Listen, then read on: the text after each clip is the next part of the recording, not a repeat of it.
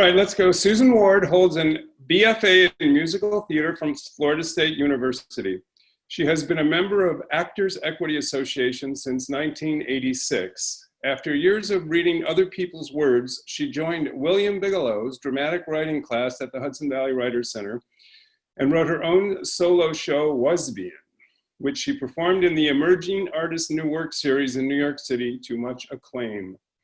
She then went on to perform it for the United Solo in New York City, where she won Best Autobiographical One Woman Show. She recently co-wrote a short play called COVID Singles Meet, which she performed in the Westchester Collaborative Theater online live stream show called The COVID Diaries, Notes from the Front Lines. On a personal note, I met Susan in the Westchester theater scene when I moved here from Los Angeles 3 years ago. I was struck by the professionalism of her work as an actress, so I made a point of becoming friends. I encouraged her to come to my class. Some might say cajoled, berated, stalked, demanded that she do so. Prior to the piece she wrote at the Writers Center, I think the only thing Susan ever wrote might be checks and emails. I have been continually impressed by her bravery, her steadfastness, her use of imagery and language, and her intrepid desire to get it right. She will be performing an excerpt from her award-winning show tonight, picking up about a third of the way in. From a young age, Susan was drawn to the character of Peter Pan, who figures into this theatrical memoir, so there are references to that in what she's doing tonight. Using her extensive theatrical experience, Susan sings, uses countless voices and dialects, and never fails to entertain, as she brings us close to the journey an innocent young Floridian girl of 10 takes, up to and through her adulthood in New York, as she questions and examines everything from her sexuality to her relationships with friends and family. With that, I give you Susan Ward, performing from her award-winning one-woman show, Wasbian. Thank you, Bill. I love you. You changed my life. Oh, too sweet. My breasts are a very good example of how practicing creative visualization actually works. I did everything I could to make my chest protrude. I wanted to look down and see bumps. I wore a bra that was too big for me, so it would bunch up. It was fucking embarrassing, but I was willing to be satisfied with misshapen humps under my t-shirt just for a little interruption in the view straight down to my feet. At home, I'd stuff my bra with knee socks and walk around, enjoying having big ones. One time, I made boobs out of green Play-Doh, put them in my training bra, and went roller skating. Skinny as I was, out there in shorts, ponytail, and perfectly shaped, super high, extremely firm boobs. I was very proud, and also a little scared that someone might stop me and ask me what the hell I was doing. I mean, I lived in a little Cuban neighborhood. There wasn't much anonymity. Oh my God, it's Rosalie. Rosalie is basically my sister. We have known each other since birth. She's 5 days older than me, which she reminds me of regularly because she will turn 13 first. I, of course, remind her that she will turn 30 first, and 50 first, and 100. Hi, Rosie. Hi, Susie. What's wrong with your shirt? Nothing? Wow, looks like your boobs grew overnight. I think I hear my mom calling. I don't hear your mom. Wait. Tracy, Susie, Allison, Mary, Chris, Janet, Kim, Julie, Luann, Carol, Vicky, Claudia, Pam, and Barbara Eden. Come on. Those harem pants and midriff top, that cushy bottle she lived in with all the pillows. I have recurring dreams of being in that bottle with her while somebody slowly pours wine into it. I can still hear the eerie, hollow sound of the liquid rushing in. Do you think I should bring that up in therapy? Anyway, that's a quick rundown of a few of the girls I had crushes on in my teens. Doesn't every little girl have crushes on her friends? Her friends' friends? And her friends' friends' friends? Or does that sound gay? Who could I ask? Not Rosalie, not Mary Agnes. And it was obvious that being a lesbian was wrong. Lesbian! Fortunately, I had tons of crushes on boys too, simultaneously. The world encouraged me to fall in love with boys.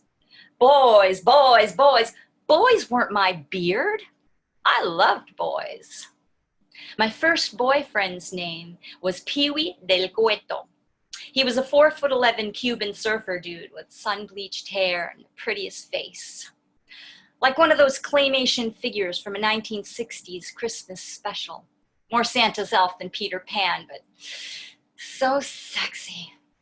He taught me how to make out in the back of a long yellow school bus. We were in 9th grade. He was headmaster of the Pee-wee del Cueto Escuela del Besos. I was an A+ student.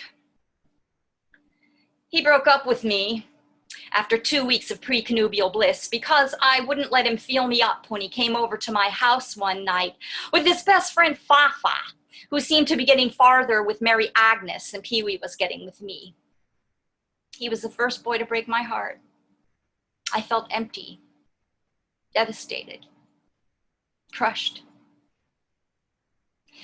Come on to my house, I'm gonna give you peach and pear, and I love your hair. Smile, honey. You look so pretty when you smile. I don't feel like smiling, Grandmommy. We called my mother's mother Grandmommy.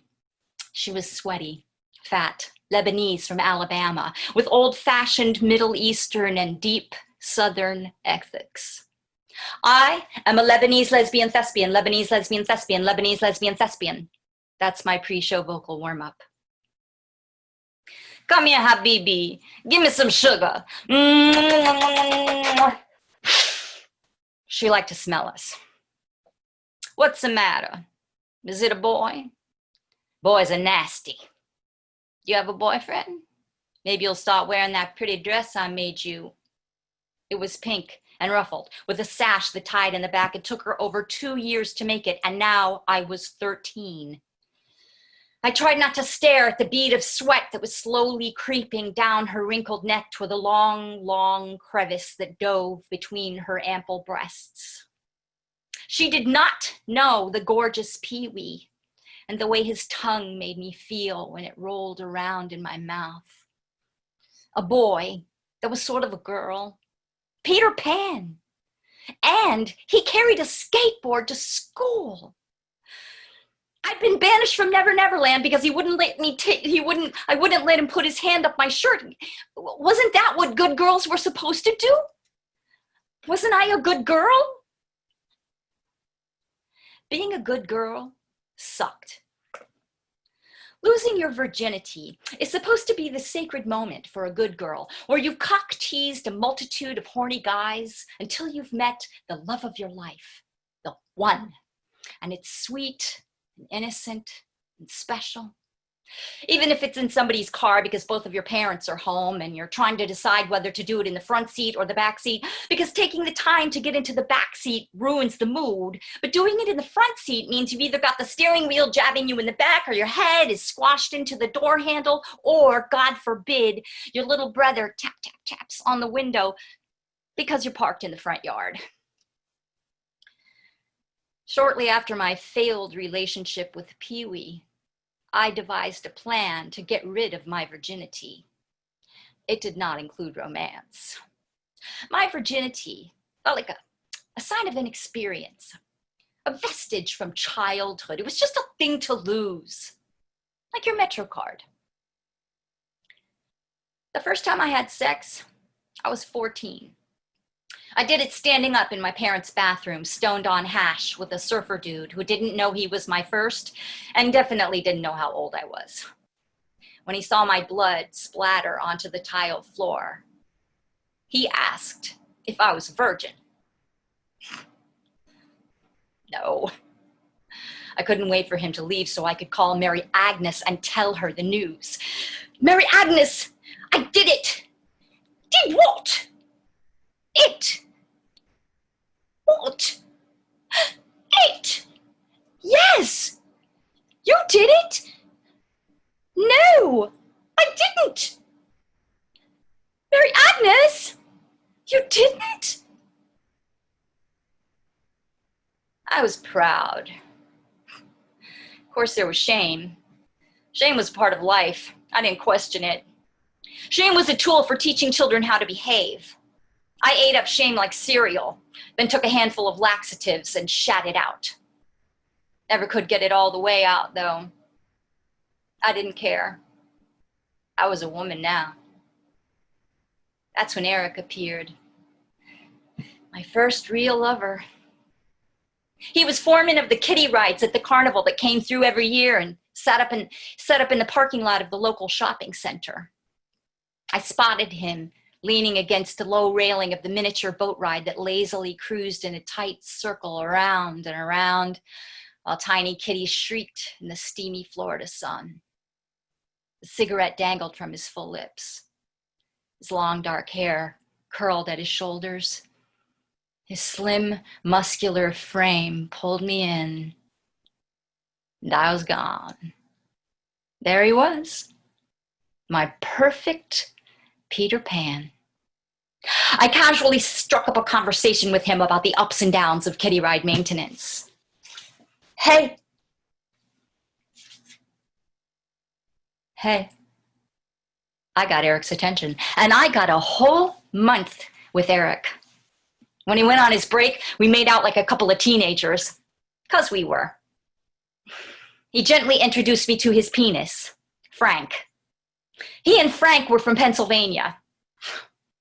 I was crazy about him. Frank was pretty cool, too. I'd sneak out at night and ride my 10-speed to meet him in the back of the 18-wheeler where he lived. It smelled like dirty clothes and metal. No bathroom. I squatted in the gravel and weeds underneath it to pee and put in my diaphragm. Then we'd make love, sweet and charming, like it's supposed to be.